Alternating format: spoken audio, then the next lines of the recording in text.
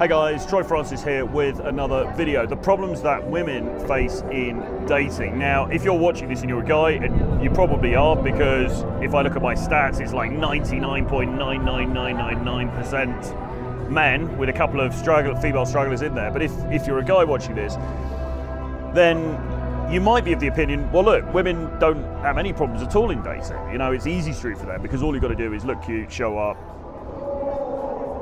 dress nicely, be pleasant, whatever, and that's it, and you're good to go, okay? But actually, that's not the case, and I think that we need to recognize that dating is hard for guys, but it's equally, there are issues and difficulties that women face as well, and we perhaps as men don't really think about them very much, but it's worth understanding because it will give you a better concept of how the dating marketplace is working currently for women. And the answer is, in the main, not very well. Now, the problem that women have is not so much in the initial attraction because, you know, to be honest, if you're a woman, as long as you're even slightly cute, and most women probably kind of reach that bar, and even if you're not slightly cute, there's still going to be guys who are going to go for you, but let's assume that you're a woman and you are at least somewhat cute, okay? You are going to be deluged with offers from men, and offers, I say, approaches, DMs, people approaching you in the streets sometimes, if a few guys still do that, you know, people DMing you on Instagram, dating apps, all the rest of it, right? There's no problem at that point in the funnel. The difficulty is that the quality of a lot of that attention is, in her view, not going to be very good. Now, here we get into the whole black pill narrative about, well, she's only going to go for the top 20 percentile of guys in terms of looks and so on and so forth. Whether that's true or not, it's almost irrelevant, because if she doesn't find the guys that are approaching her attractive, then what are you going to do, right? You can't force her to be attracted to someone she's not attracted to. So even if it was the case that there's only this mythical 20% of dudes who are getting action at all, then there still wouldn't be very much we could really say about it, because that would just be biology in operation, okay? Now, the truth of the matter is that when you put the laptop down and walk out of the house and look around, what you'll find is that there's a multitude of dudes who are very, very average looking, with girlfriends, with wives, seemingly pretty happy, okay, some of them with pretty attractive, very attractive wives, girlfriends, lovers, whatever, okay? So the looks argument was always stupid, to be quite frank, or at least looks on its own was always a stupid argument. But even if it were true, again, you can't police somebody's genuine biological desire, okay? Now, God knows, plenty of societies will try to police it. You know, Western society used to try and police women's sexual desire. Certainly other cultures around the world will try to police it.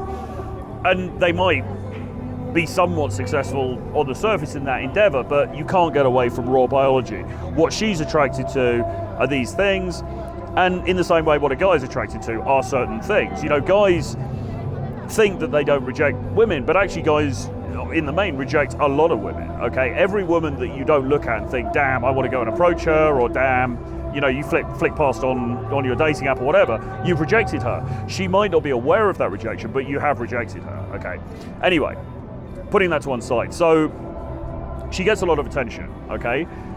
But what that attention is composed of is often not very good. Let's say the majority of it is pretty shitty. It's from guys who are low value, unattractive, don't know what the fuck they're doing, look crap, don't have anything going for them, okay? So a lot of it you can just discard immediately.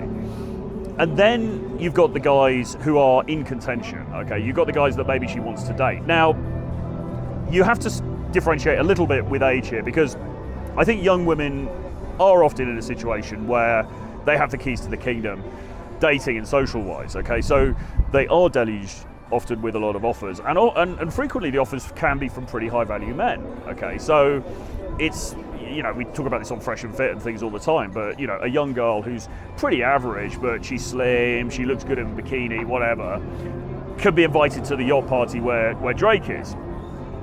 Drake's yacht party. It seems like all that Drake does is have these yacht parties and invite these Instagram girls onto them. He doesn't seem like he has any time for recording or doing anything else. But the Drake yacht party, the future yacht party, whatever, a objectively relatively average girl could get invited to that event, and she could have access to these top tier men. Now, there is a period of time, let's say, where girls are relatively youthful. Okay, they're in the height of their youth, where they will get attention from these so-called quote-unquote top-tier guys, and they will call the shots, okay? And I think this is the bit that gets men very hot under the collar, because they see this happening, or they imagine this is happening, okay? And they might not see it directly, but they kind of are aware that this is going on.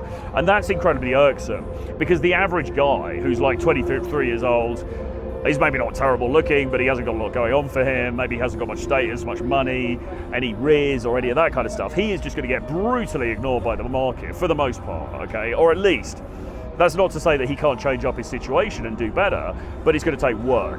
And the woman, it seems, from the outside, doesn't really have to put the work in. Now, women will say, well, we spend hundreds of pounds, we spend ages getting ready, and all this makeup and these clothes and dresses and blah, blah, blah. And, you know, women will go to the gym to look good, they'll do these different things. So, okay, fine.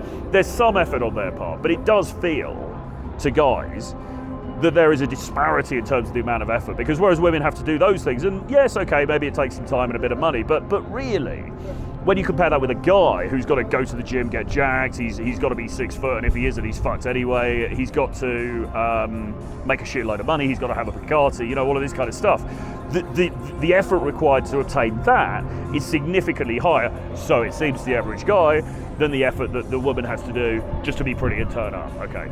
So, early on, there is probably somewhat of a disparity. However, the issue then that women have is, okay, so the guys that they are going for, and if they are in this upper echelon, okay, and once again, let's be clear, this is massively generalizing. This is all a very cartoonish, stereotypical view of the dating marketplace, because, again, when I turn the camera off, I go out into the street, I will see plenty of mediocre dudes with decent women, and it all seems to be going fine. But let's just concentrate our attention on the internet kind of stereotypical cartoon of this stuff.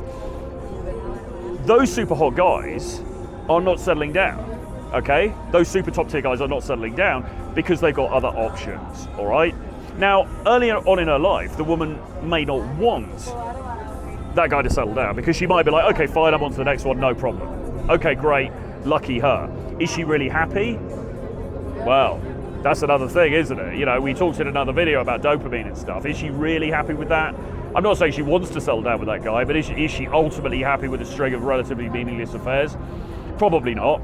But even again, putting that to one side, okay, these guys are not so willing to settle because they have options. Now, as the woman gets older, the problem becomes more acute, because now she's looking for these other qualities as well, because she's looking for somebody who not only is hot and ideally like hot and sexy and all the rest of it, but also has provider capabilities as well, because at some point she's going to want to settle down, she's going to want to have a family, maybe raise children and so on. And often what happens is that women will end up compromising, and they'll find a guy to do those things with who either isn't very exciting and doesn't really turn her on, or if he is exciting and does turn her on, you know, she can't really trust him, or he's flawed in some kind of other ways, okay? And that pool anyway is extremely, extremely small. Often women will have to compromise, and they don't want to compromise because who does want to compromise, okay? There's this dualistic nature that they have, there's this dualistic thing that causes huge problems. Do I go for the boring fuck who's going to look after me and he's going to be there, but I don't really, he's not setting the world on fire, or do I go for the super exciting dude who might just suddenly move to, you know, Rio and say goodbye and that's it? Big problem. What is the solution?